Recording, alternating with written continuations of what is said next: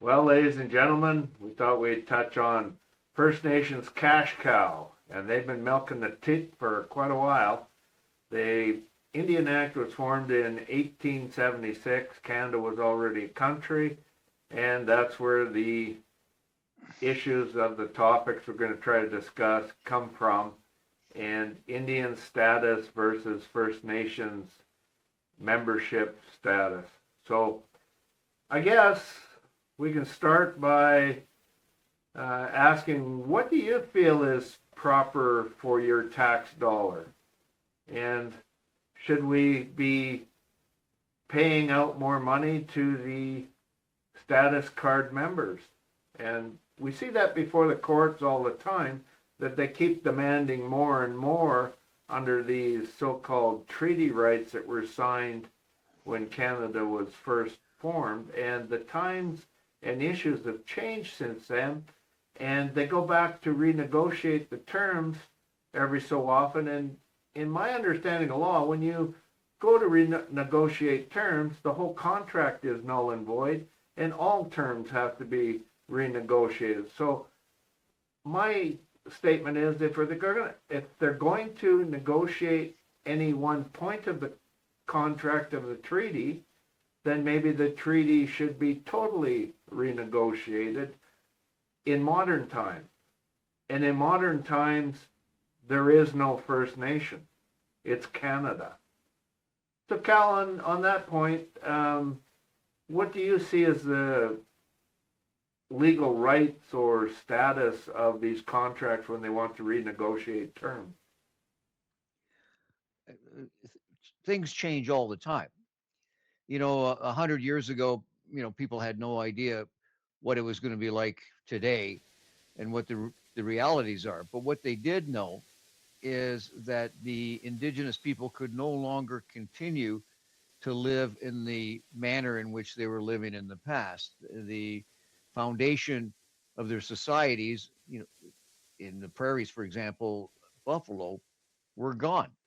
Right. And the reality is that they were accepting European ideas such as the gun, steel, knives, pots, Yeah. that sort of thing, and they were moving quite quickly and quite radically from a hunter gatherer society to a more modern society. And now that we find ourselves in a more modern society, we have to look at these things and say, why are we continuing with what has now become a fiction? Right. And the problem I see is if people are created equal and we're treating one group better or worse than another within our society, we live in an apartheid state, and I find that offensive.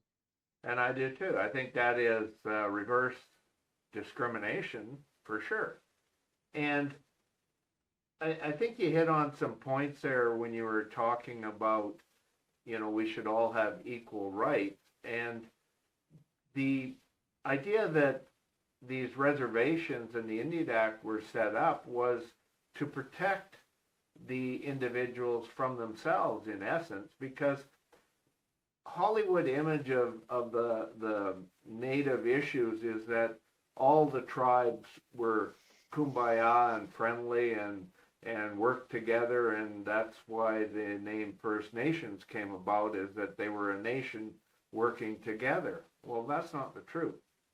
The enemy of my enemy was my enemy meant that many of the tribes joined the French, many of the tribes joined the English because they were enemies of the corresponding First Nations tribes, and they were always at war with one another. Then when the conquest happened, the resources of the American landscape changed. They couldn't be hunters and gatherers.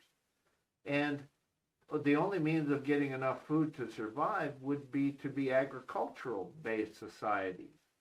And they were not as well equipped to do that, so there was going to be a planned transition. And I think that's why the reservation formula was set up, so that they could transition into agricultural based society to feed themselves, because the buffalo was gone. And when the buffalo was gone, there was a major food source gone. And this, I mean, not every tribe was in the plains and the prairies, but it would apply across the nation. And under the Indian Act, the Inuit are a different status than the Indian status.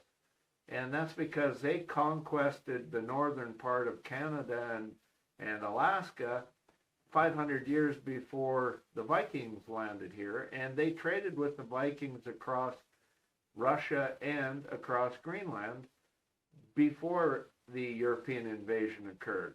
And they kicked the Dene and the northern native tribes, pushed them south, and took over the northern part. And that was the real first invasion of North America, I think, in modern times.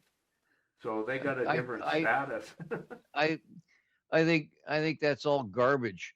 You know, they are as much a First Nation in the sense that they were hunter gatherers living in a region prior to the European influence. As simple as that. And Yeah, and they should have it is. It's another distinction based on race, Right? which I think is an inequality in itself. And it's unfortunate that we always do this, and we look for historical shoelaces to pull up our boots, right? And give excuses and reasons for treating people unfairly.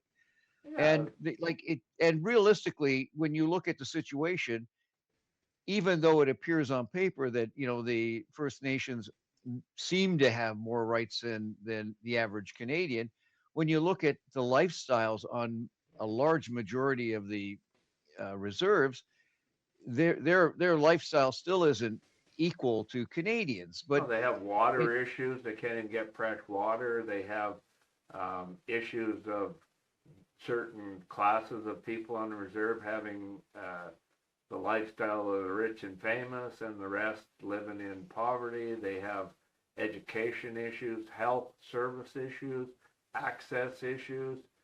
A lot of the reservations are isolated, and then they have other issues of us perceiving them as being receiving benefits that we don't receive, and but if you causes a lot of issues.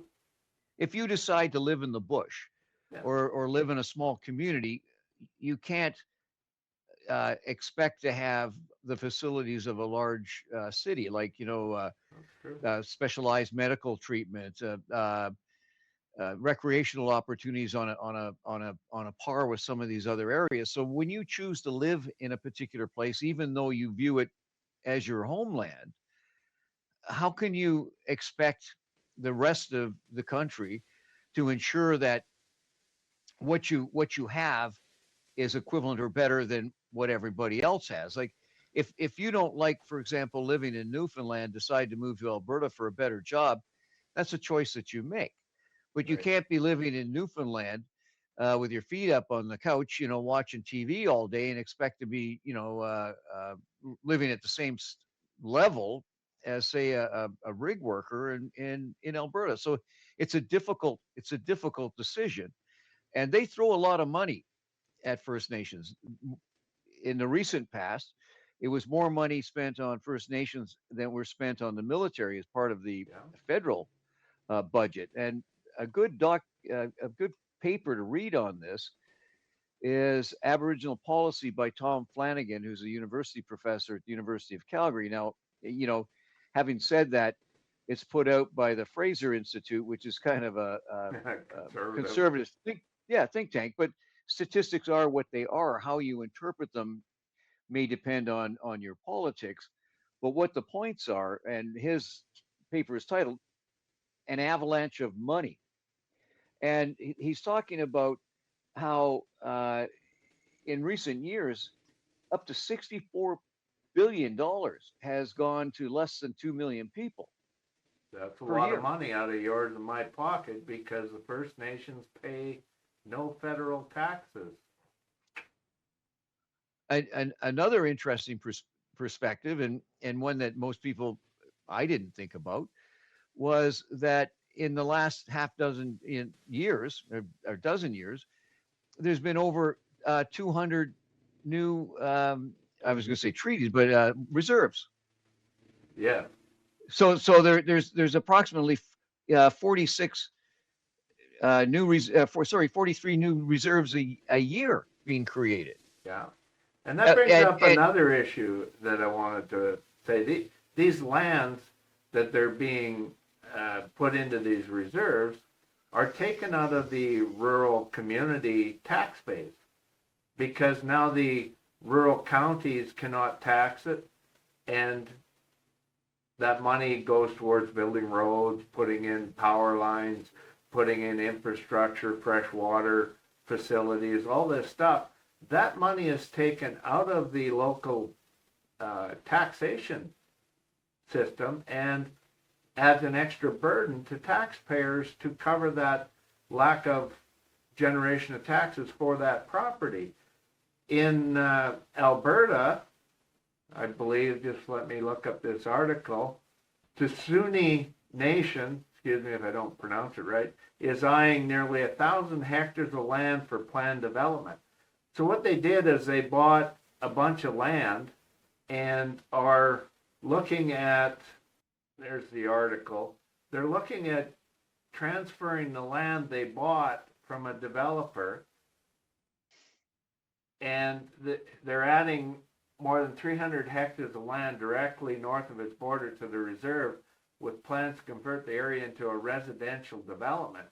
Then what they're going to do is rent the land out to people to build houses on under land development contracts, where the reserve collects the money for the rent and removes all that land and buildings and housing development from the tax base of the community, but all the roads and infrastructure and water services and flood mitigations all come from our taxpayers, and they're taking 1,000 acres of taxable or hectares of taxable land out of the tax rolls of the county to provide those services. And when that becomes a small town or community, they're taking that tax money out as well for the maintenance of that land. And guess who gets stuck with it? We have to pay probably higher fees as a result of that.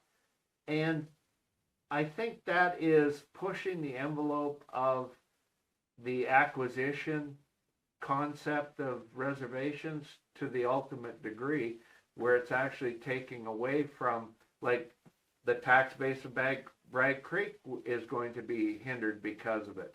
The road repair budgets are going to go up because of increased traffic when they do the housing development there. There's going to be all sorts of hidden issues that go on with this land, and guess who gets stuck with the bills? We do. So I think we have to look at what's really going on and the exploitation of the system by the First Nations to elevate themselves in and lower our ability to provide services by removing tax revenue to the government.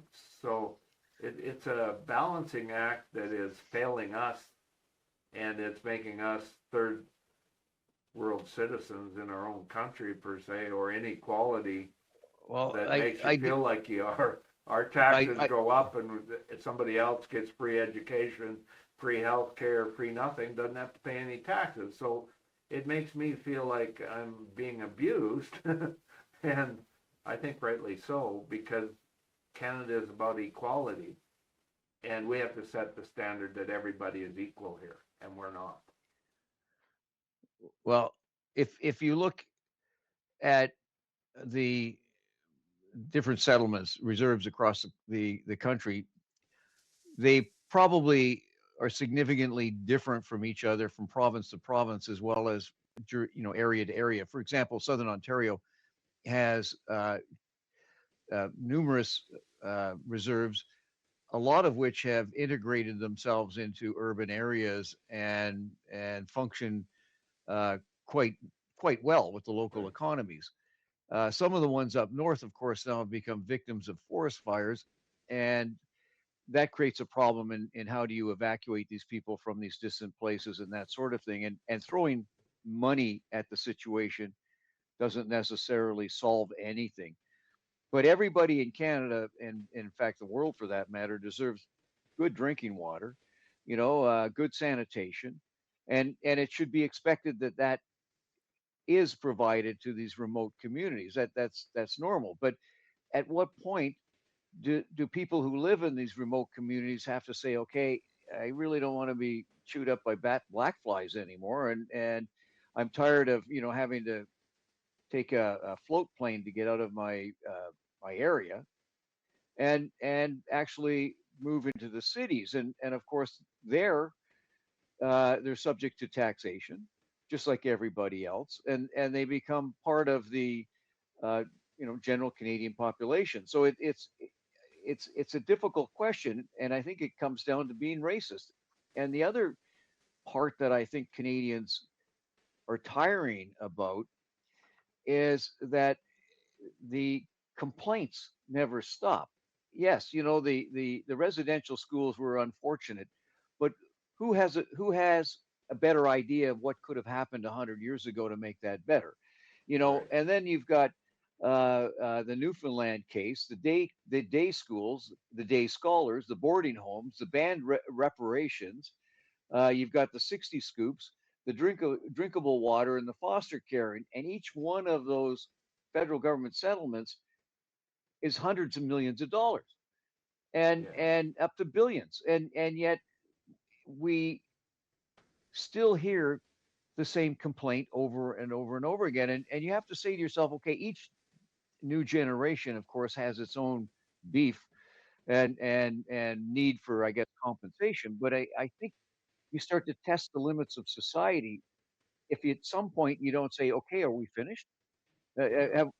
Have we squared this up? Like the people that are here today, you and I, we weren't responsible for any of that, No. but we're getting stuck with a collective guilt, which I think can turn into a backlash, and people should be careful about constantly complaining. Well, it's a big issue, and I'm not sure. Like the Assembly of First Nation calls for criminalization of residential school deniers. Well, what's that? Like, like the residential school issue has lots of sides to that coin, but they only want the one side. You know, um, you get free education? That's something that's in your Indian Act.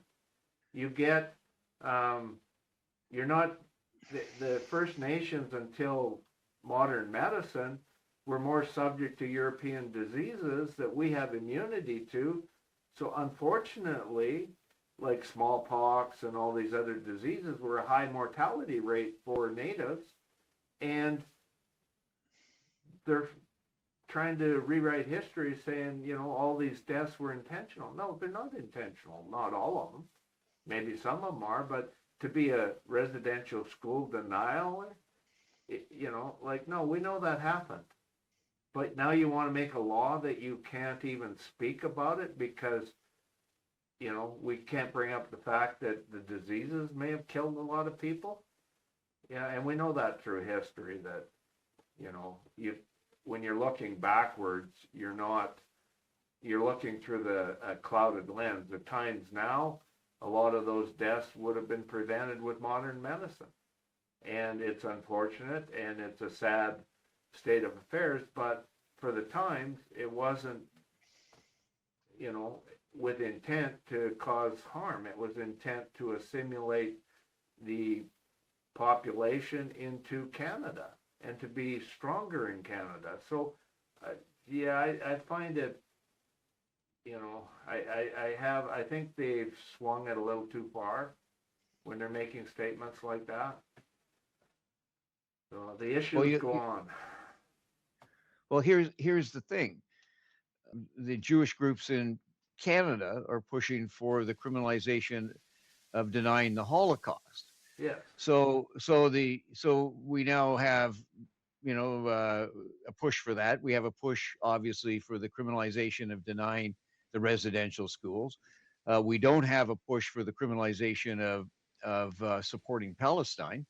We don't. We have a criminalization. Everybody says, well, there was Albania, and there's one one Holocaust after another, after another, after another, and it runs against free speech. Right. Like, whether you're an ignorant fool or not, you have the right to your opinion and expressing your opinion without being criminalized. So I think that's going too far, and I think it comes with a backlash, and it's a backlash that you really need to be worried about. It's not going to change somebody's opinion No. to deny whether or not a residential school situation as portrayed historically happened or not. It's not going to change the person's opinion, No. but stopping them from expressing their opinion, in my perspective, is substantially worse. Yeah. And Now, you know, you can be ignorant, but that doesn't mean that you don't have an opinion, even if it's an ignorant one. that's right. You know, You know, look like at in the us. case of, residential school, yeah, the wife's relatives had a child buried in the residential school plot, and, the community used them as well, burying their kids. But it's a sad history, and we're trying to learn from it and move forward with a better strategy for dealing with situations. And I think just throwing money and saying that everybody wasn't affected in Canada by it is wrong, because everybody, sees it, knows history, and wants something better. And I think it's that move forward strategy that we need to develop is, how do we make this whole situation better? Dwelling in the past and saying, oh, you owe us money for past conduct. Yeah, okay, whatever. Dig into my pocket and take money for something I personally did not have anything to do with, but you won't address the issue of what can we do to improve moving forward. And like, here's one, the Alberta First Nation sues Ottawa over a $5 treaty annuity, like stuck in the 1899. Well, there's, historically things have changed. So if you're going to ask for such, then, why aren't we, the minute you ask for that means you don't agree with the terms of the treaty, so the treaty is null and void. Now let's look at that times of the treaty in 1899. A log cabin was a pretty luxurious lifestyle. I mean, my brother-in-law lived in a log cabin up north when I was young, and I lived in, a single room house when I was young. We didn't have running water, no toilets. We had to, knock the top of the pile off in 40 below weather at the outhouse. No running water, no electricity. That was called living in the times. And now they get these luxurious homes that are worth $1 million in Toronto. They get a house on the reserve to live in. Yeah, maybe it's only $100,000 to build, but the value of that house is more significant than a log cabin or a teepee or some roof over your head, which would have been what was written into the terms in the 1899, and that was a pretty good living, Now, do you owe us? The question I have is, I think you owe us money because we overpaid you for your housing accommodation. That's not what the terms of the treaty was. We gave you luxurious homes in comparison to that. So I think maybe you owe us money if you're going to go say the contract is null and void from 1899. And guess what? I think you owe us lots of money. So start paying your taxes, boys. And that's where we can start the conversation instead of, oh, here, we'll just hand you more money. $5 isn't enough. Let's hand you, $5,000, each person. No, that's not acceptable. But if you want these services and these special assimilation into the move forward strategy of the future, it's going to cost money. So you have to start paying taxes. That's the taxation system. I don't like paying taxes. I think I should get services for free off of all the oil money they give away to foreign oil billionaires. That should go to lower I shouldn't be paying taxes. There's enough money there to never have an Albertan pay taxes. But that's not reality. we pay taxes. And I think these First Nations should come into the reality that, okay, these contracts are null and void because they're not even keeping up with the times, yet we, the taxpayers, are having to pay these terms and conditions that never existed at the time the treaty was signed. Housing, healthcare, all these things have changed and the costs have gone up, and it's not at the same level of terms of the contract. So I think the solution, and we talked about that in our other podcast on abolishing the Indian Act. I don't know what episode it is, but you can look it up.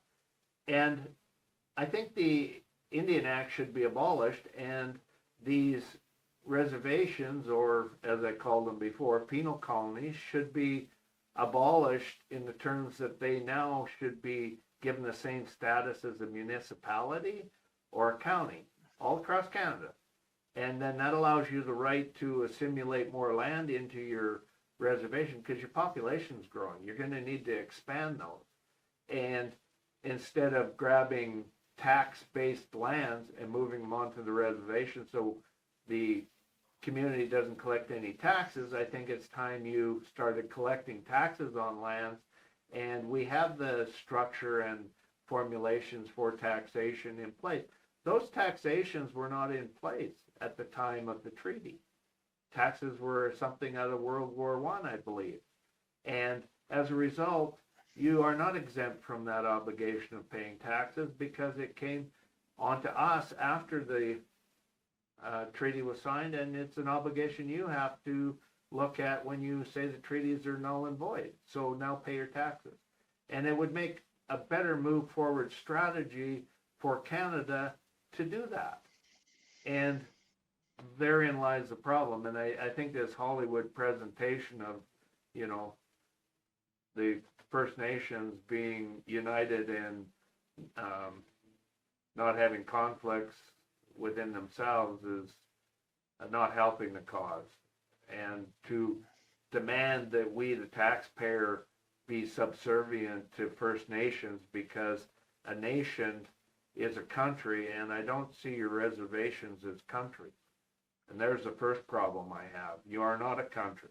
And if you are a country, immediately we should stop subsidizing you and you collect your own taxes and revenue from your country. And I don't think there's a First Nation out there or tribe or area that would want to do that because they're going to go broke real fast. So I think that's some of the issues. I mean, I'm sure I'm going to get blasted for saying some of that stuff, you know, rightly so. But you know what? I'm looking out for the best interest of First Nations. I'm looking out for the best interest of my grandkids. I'm looking out for the best interest of my nieces and nephews. I'm looking out, and believe me, so, you know, they have North American First Nations blood in their system too. So you can't say I'm being racist, but I do feel like I'm a victim of racism, that I don't get these same privileges, and my ancestors helped form the country alongside First Nations. And without First Nations, we don't have Canada. We'd be like that regime of terrorists and rapists and felons south of us in the United States. So don't get me wrong.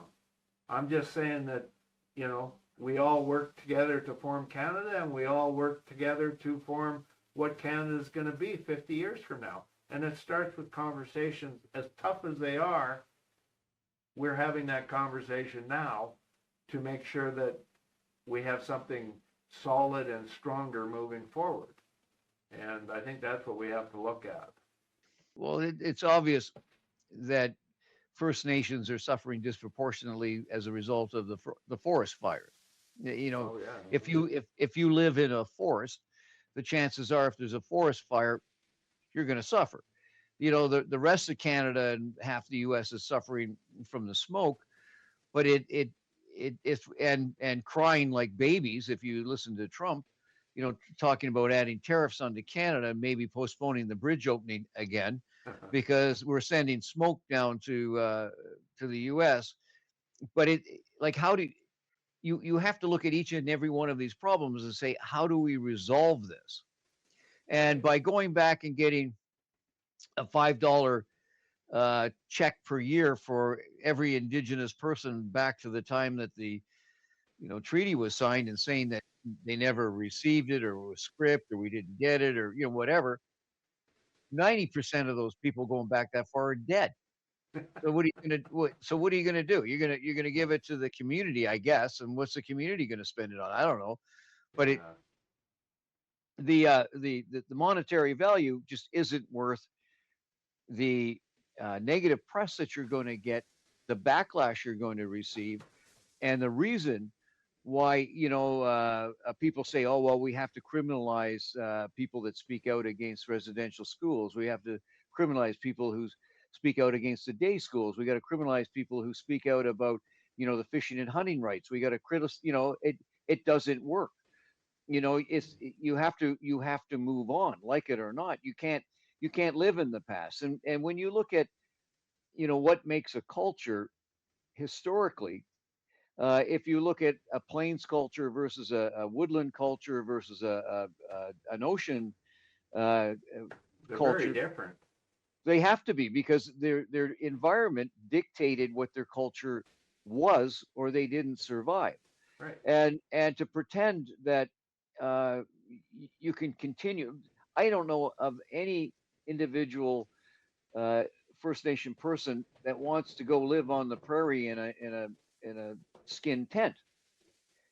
Pretty rough Yeah, living, boys. I'd love to no, be able to go into a cabin in the bush and live. And guess what? My intelligence says, no, I couldn't do that nowadays. I like my luxuries. I like my toilet. I don't like knocking the shit pile over at 40 below and having my ass freeze while I'm taking a dump. I don't want to be melting snow water and find out that there's a little yellow coloring in it when I melted it.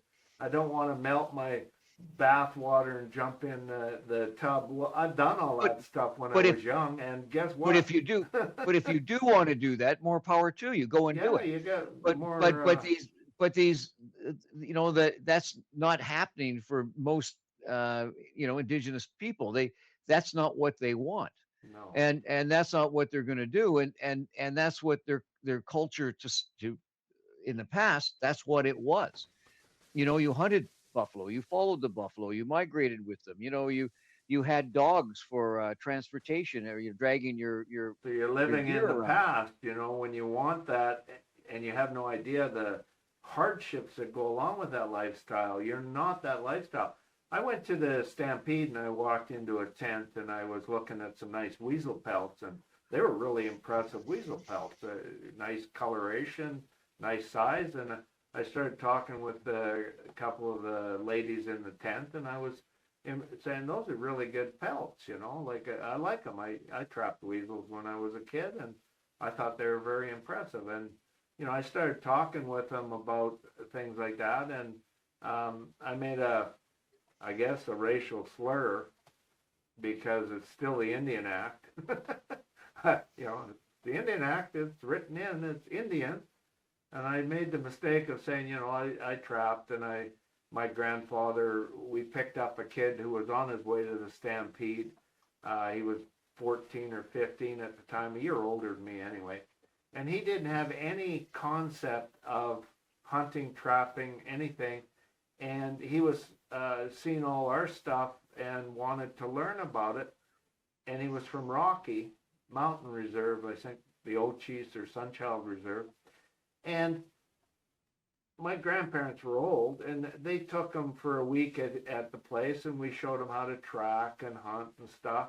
And then he came back in the fall and the winter because he wanted to learn even more. So we took him under wing for a couple of weeks, showed him things that were taught to my grandfather by the local, and this is where I made the mistake. I said the local Indians and natives showed my grandfather how to trap, and we passed it on to this um, individual, and his parents wanted him to come live with my grandparents to learn even more. And they were too old. They couldn't do it. Otherwise, they probably would have liked passing it back, because that's where I learned the techniques from that. And right now, you could just see the eyes light right up. We're not Indians. we don't like being called that. We're not East Indians. And I'm going, I think you just racial slurred the East Indian. I don't think they want to be called Indian. They're South Asians. And, I said, sorry, I didn't mean it as a racial slur. That's just what my grandfather had told me. The Indians had shown him. I don't know whether it's Cree DNA. I have no idea. It could have been the local drunk at the bar that was a white guy claiming he was cheap. I have no idea. I didn't say it as a racial slur. I said it in context of, we understand the problem, and, and then I smoothed it over, and then she started talking that she was from a reserve just outside of Calgary, and there's no game to hunt. So the young people have nothing to hunt. Well, obviously you weren't managing your population, because there's lots of deer in Calgary and lots of rabbits to hunt in Calgary. Maybe you should make an application to the city that you come clean these overpopulated animals out of Calgary. I said it as a joke, but that's another issue in and of itself.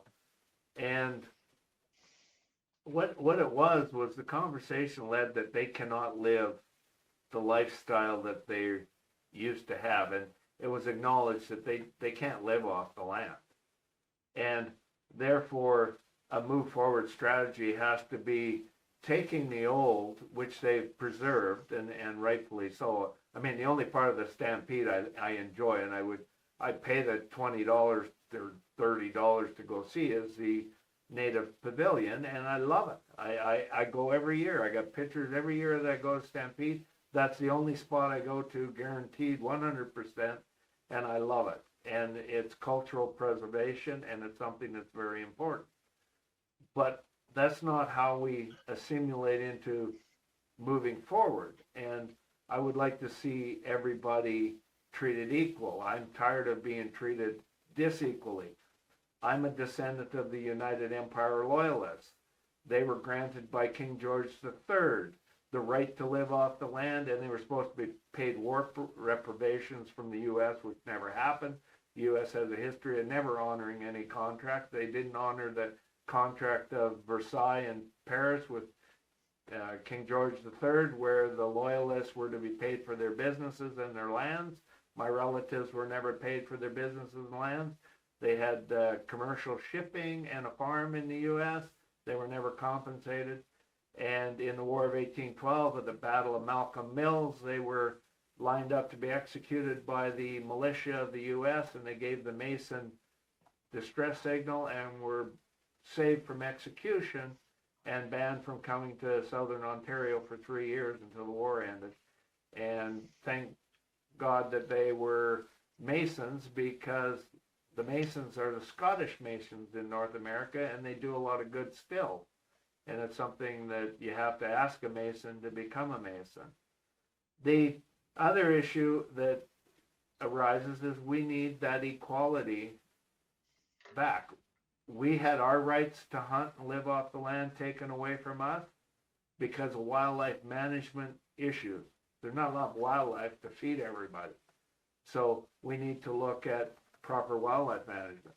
Instead of trophy hunting, we need to look at managing the population.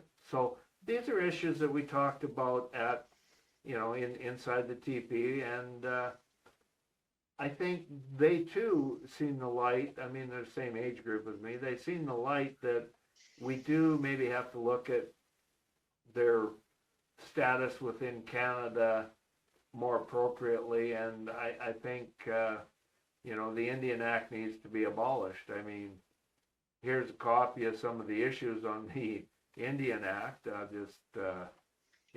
First Nation status, and it goes on the criteria, application process. You can apply to be it. You can adopt and become a First Nation. So if there's any family out there that wants to adopt me, please come adopt me. I want to have my rights to hunt all year round and cull some of these overpopulated populations of ungulates and stuff that are spreading ticks and Lyme disease around.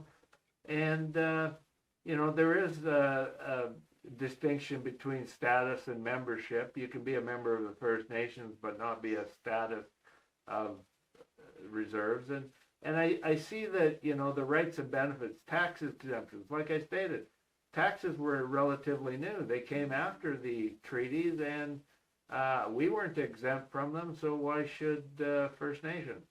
Healthcare and non-issued or non-insured health benefits. Well, okay, these were not part of the initial treaty, I'm pretty sure. Education funding was not part of it, or post-secondary support. Housing assistance, well, we went into that. A log cabin is much different than a luxurious home worth, you know, millions of dollars in downtown Toronto.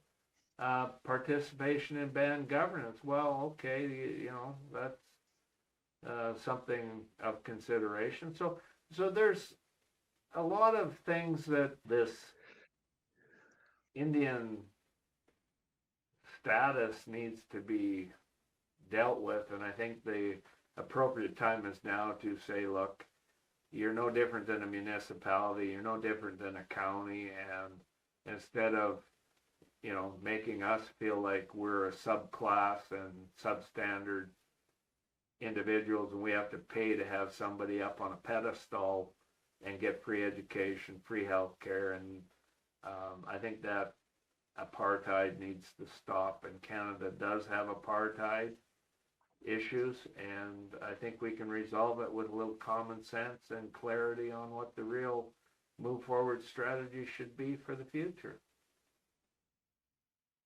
You got ideas for the best way to move forward there, Cal? I don't know, starting by abolishing the Indian Act would be a good start.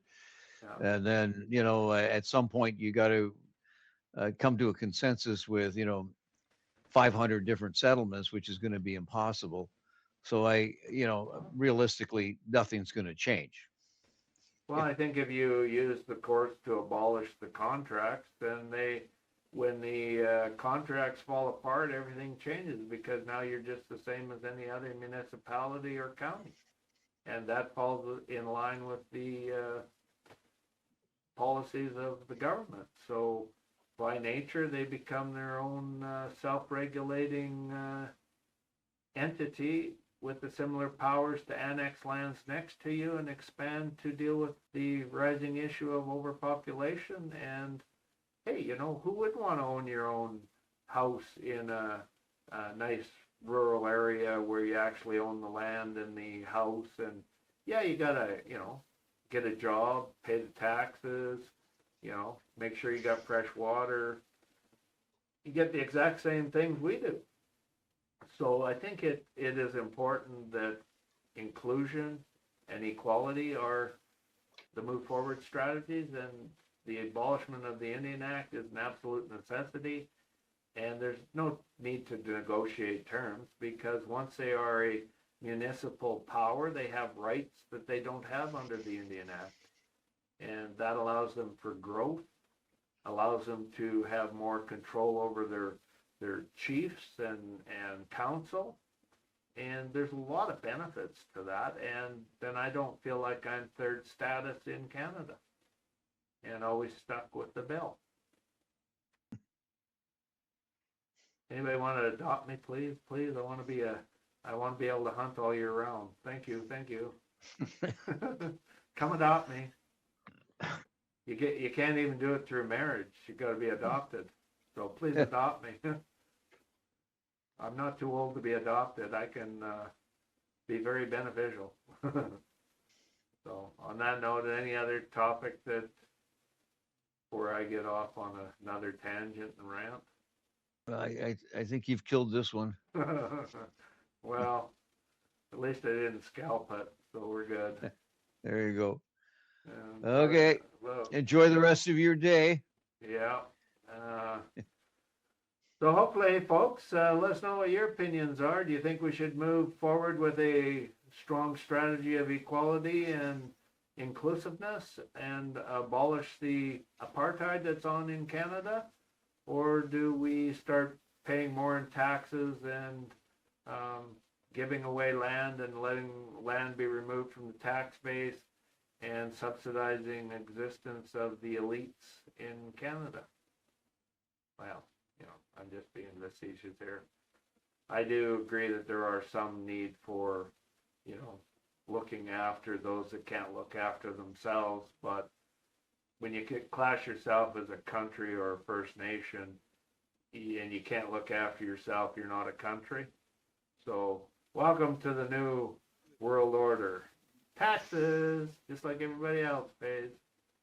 Thank you. On that note, like, share, subscribe, and you know where I can be found because the voter list was leaked and my address and name is in it. So, take care. Bye. Bye. Subscribe to the channel, give us a like, and please share the video. Don't be afraid to share this commercial with your friends too.